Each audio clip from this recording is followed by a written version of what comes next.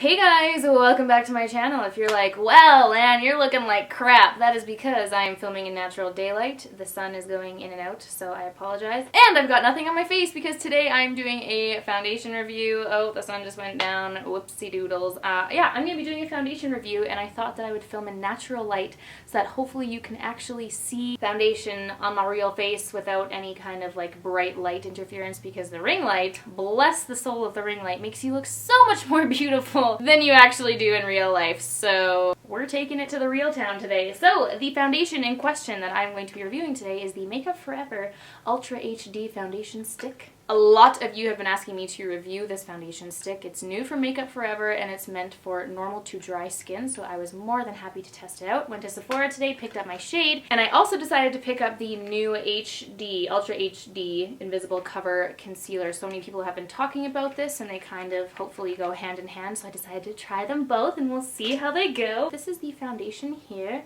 The foundation stick in all of its glory. Let's see what it says. So this is 0.44 ounces. Most liquid foundations are 1 ounce, so that's not as much foundation. So already that's disheartening. I didn't realize that. I got the shade 125 Y315. There's like 2 shades there. I think it's supposed to tell you like if you were the shade in the other foundation. I don't know. That's the shade I got. It says it feels like a second skin, still provides medium to full coverage while looking flawless and natural. That sounds absolutely fabulous, and it doesn't give me any indication of what I should apply it with. So I have my handy dandy little MAC 170 brush here. Got the shade a little bit darker than I normally would have just to match the fake tan I've got going on. Let's just go ahead and apply it. Ooh. That's the problem with Sephora. You know, their bright lights just make it look so much more matching to your skin than it actually does when you get home. That's very orange, isn't it? Oh dear. I'm just going to attempt to blend this out. Like, I literally sat there with it on my cheeks. I rubbed it all into my cheeks. It looked like it matched, but damn, that's a lot darker. Oh dear, oh dear, oh dear. So that is absolutely beautiful in terms of texture and coverage. Holy crap, holio. That just covered everything on my face. You know what? It's actually not a bad match to my fake tan.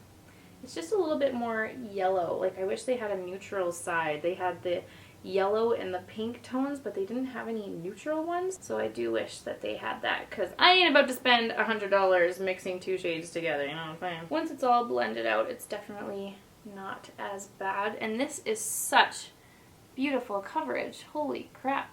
Can you see how it is crusting around all of my crusties and dry spots? Look at that.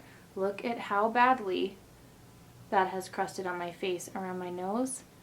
Can you see the crusties? We're getting very up close and personal there, but I just thought I'd show you guys that that is not a sign that this foundation is good for dry skin. If you have a good foundation for dry skin, that will not happen on your dry patches. So already I'm like, thumbs down, Makeup Forever, thumbs down. So this is the Makeup Forever Ultra HD Invisible Cover Concealer. We're going to put this on top. I put a little bit onto my hand here. I'm going to warm it up with my finger a little bit, and then I will apply it. Because from what I've seen, it's very, very thick, so you only need to use a little bit. So I'm just applying that with my finger. Okay, right away, immediately sunk into my dry area and lines underneath my eye. However, sometimes concealer does that and takes a few minutes to set in, so I'm not going to judge it on that right away. It feels very creamy. It feels very hydrating, this concealer. Like, it almost feels wet going onto the skin, which is nice, but I do hope that it would set a little bit so that it's not rubbing all over your face. It's covering up my spots quite nicely. I can still see a little bit of redness under there, but normally with these massive spots I would use a corrector, so I'm going to try blending it out with a brush just because I'm too impatient to use my finger all over my face. Oh god, oh no. You guys, it's so drying on my chin. Can you see how dry that is there? Not liking it, not digging this. The thing with these products is it is very minimal. Like, it still has given my face such a beautiful coverage and finish, but just when you're paying so much money for a foundation that's meant for dry skin, I don't want that to be happening on my chin. Okay, I'm going to leave it at that. I'm going to stop fiddling. This is the foundation applied. As I've already said for the last few minutes, I'm really not loving how much this is settling into my dry patches on my chin, around my mouth, and also a little bit on my nose. This is the finished look of it. Just so dry and crackly on there. So far, I love the finish. It's very kind of dewy and natural. It feels very light on the skin for a very full coverage foundation, but again, we'll have to see how it wears, because if it's already crackling up and doing these dry spots like this, then I don't know how it's going to wear, but I'm going to put the rest of my makeup on and see if it settles in any more in that process, and then I will check back with you after that. Okay, so this is the rest of the makeup applied. I sprayed a little bit of MAC Fix Plus onto my face, and it definitely helped with the kind of dry patches that we're showing. I'll zoom in again so you can see. It's definitely settled and they're not looking as prominent, which is very nice. Yeah, I really love the finish of this foundation, and now that it's not showing those dry patches, I'm really like, oh my gosh, this is beautiful, because it definitely was medium to full coverage. It was so seamless to apply. It kind of like melted into the skin, which was really nice, and then spraying the Fix Plus definitely helped it to just settle into the skin even more. I think it looks absolutely beautiful on the skin. I think it's such a nice finish, and it feels very light. It doesn't feel like I have anything on my skin, but I will leave it on for a few hours and then check back with you guys in a bit to see how it wears throughout the rest of this day. Evening, if you will. So I will see you guys soon. Hello, it's me. It's been 3 hours since I applied the foundation, and I'm really loving the look of it.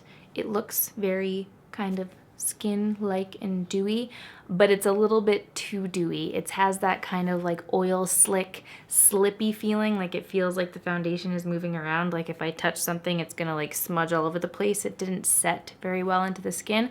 I didn't use a setting powder, which could be the reason, but I just feel like it's been a lot more mobile than other foundations. It just didn't set onto my face whatsoever. I just am feeling very oily and slippy, and I don't know, y'all. I don't know if it's gonna last. I'm looking very oily, and that's strange for my skin, which I'm happy with. I appreciate the moisture and how dewy it is, but if it's not gonna set into my skin, if it's gonna move around all over the place, kind of like the Charlotte Tilbury Light Wonder foundation, if you guys remember my review of that, it's reminding me of that. I feel like my face could slip off at any second. It's weird. I don't like it.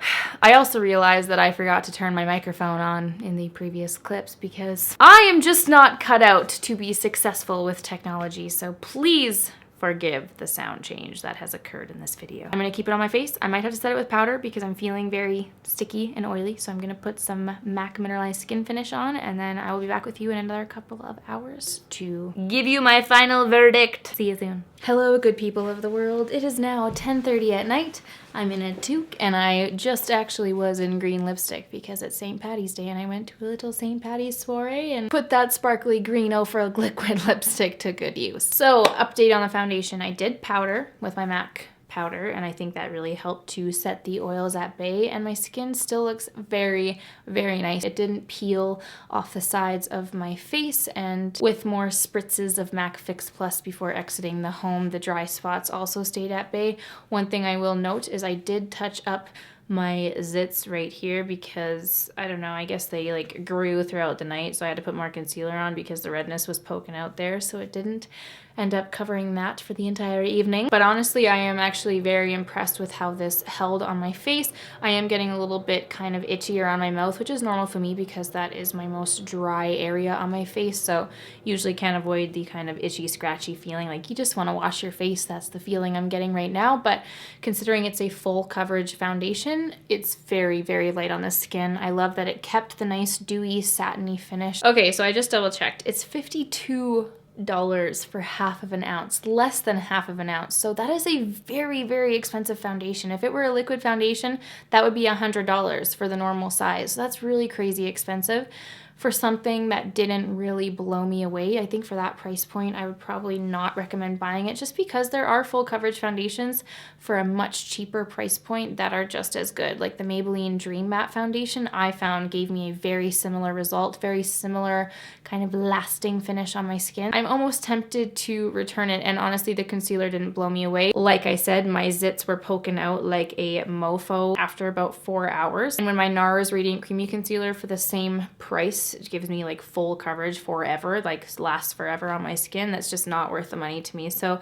I actually might end up returning both of them. We'll see. I might test it out a little bit more. I'll definitely keep you guys posted if I do. It just didn't blow me away. For the price, I wasn't blown away. It's like fine. I think it looks pretty. It gives a nice finish, nice coverage, but it's just so expensive and it's not giving me a wow factor on my face like some other foundations do. So when I'm comparing them to other ones, it's just meh with its initial stickiness, and then the combination of the two just not keeping my zits covered for the whole night. I was just like, meh. Not worth $52, my homie. Not worth it. So I am unfortunately going to give this combination a thumbs down. And yeah, that is the review of this foundation. I hope you guys enjoyed this video. Let me know if there are any other products that you would like me to review. I'm always happy to review products here on my channel. Thank you so much for watching this video, everybody, and I will see you in my next one.